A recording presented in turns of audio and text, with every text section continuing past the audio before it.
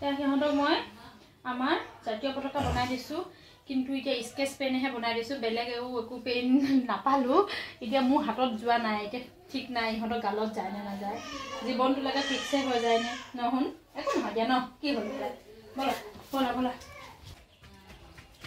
Happy Independence Day! আমাৰ ফালৰ পৰা স্বাধীনতা দিৱসৰ শুভকামনা জনালো জয় হিন্দ জয় হিন্দ মই তো ঝাণ্ডা এটা বনাই আছো আজি কেনেকৈ বনাই চাম আজি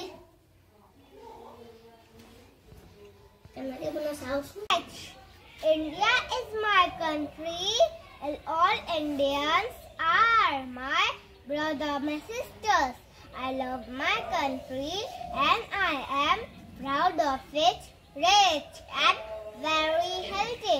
I shall always try to be worthy of it. I shall give my parents, teachers, classmates and all Indians respect and treat everyone with courtesy.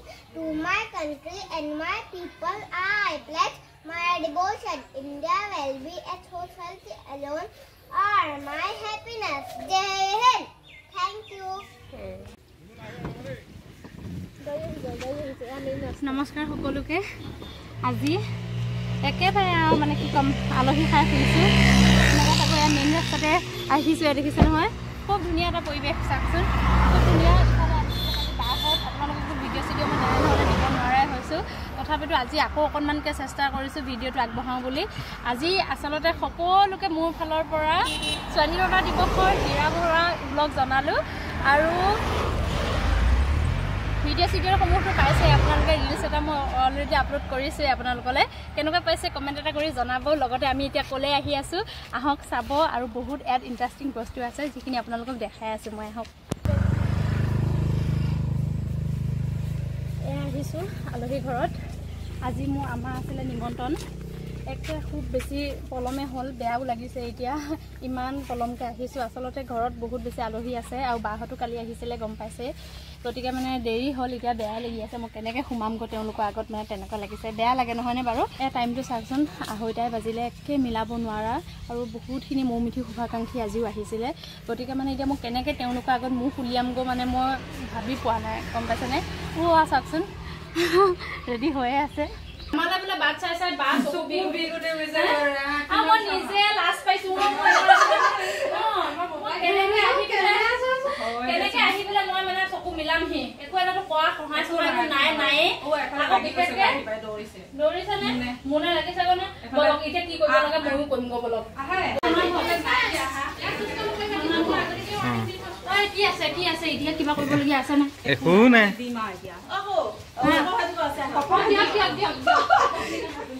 মইতো আপোনালোকক কৈছিলোঁ তেওঁলোকৰ ঘৰত ইণ্টাৰেষ্টিং বস্তু আছে বুলি বোলে মেইন একে ইম্পৰ্টেণ্ট বস্তুটো মই এতিয়া আপোনালোকক দেখাই আছোঁ আহক এইফালে এয়া চাওকচোন গেছৰ পাইপ দেখিছেনে এইটো কিহৰ গেছ আপোনালোকে জানিছেনে আহক আপোনালোকক মই দেখাই আছোঁ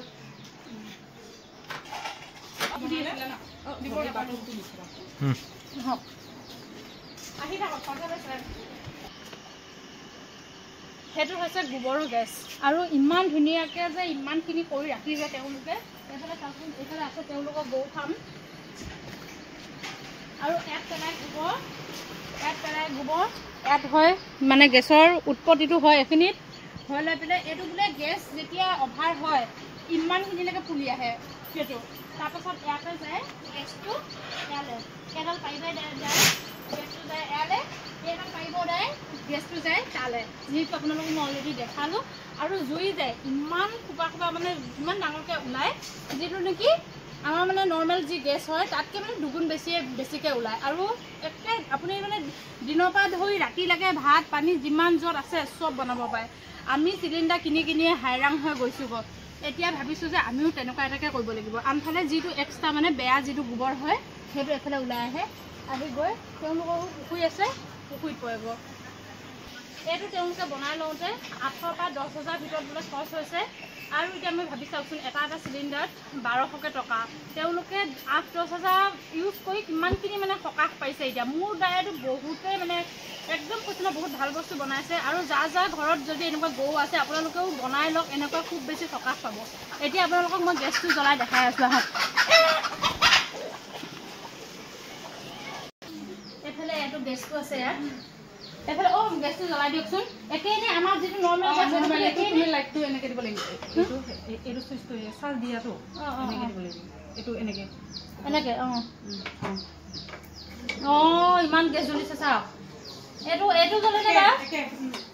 একে দেখিছেনে বাৰু? এই ফেন চলি থকাৰ কাৰণে অকণমান ধোঁৱা হেৰি হৈছে, কিন্তু ৰ'দ দিলে বোলে ইয়াতকৈ বেছি জ্বলে ন বা? বহুত জ্বলে একদম এনেকুৱালৈকে জ্বলে বোলে। একে ডাঙৰ চৌকাই বাৰ্ণাৰখন যদি ডাঙৰ হয় কথা নাই হয়নে? এতিয়া মানে গেছত আমাক মানে আলহীক গেছতে ভাত বনাই খুৱাইছে আৰু দেখিছে। আৰু এই দুডাল যে পাইপ ওলাই আছে এয়া বোলে আৰু এখন বাৰ্ণাৰ বহাব পাৰে হয়নে? দূৰলৈ নাযায় মানে ইয়াতে হ'ব। পাইপটো ধৰ এনেকুৱা ধৰ পাইপ আনি পেলাই পাকঘৰত নিব পাৰিম। পাৰিব আৰু মুঠতে কিমান ৰাহি কৰি আছে চাওক। চিলিণ্ডাৰ আমাৰ মাহে ভৰাওঁতে আমাৰ 4 মাহ হ'ল। এইটো বহাৰ পৰা 4 মাহ কমপ্লিট হ'ল। গেছ নাই আনা 4 মাহত 4,000 টকা ৰেহাই হ'লে আৰু 4,000 টকা ৰেহাই। যেনে এতিয়া বনাওঁতে কৈছে 8,000 পৰা 10,000 ভিতৰত আমাৰ মানে খৰচ হৈছে ন। আপোনালোকৰ 10 বছৰ গেৰাণ্টি দিছে, 10 বছৰ গেৰাণ্টি দিছে।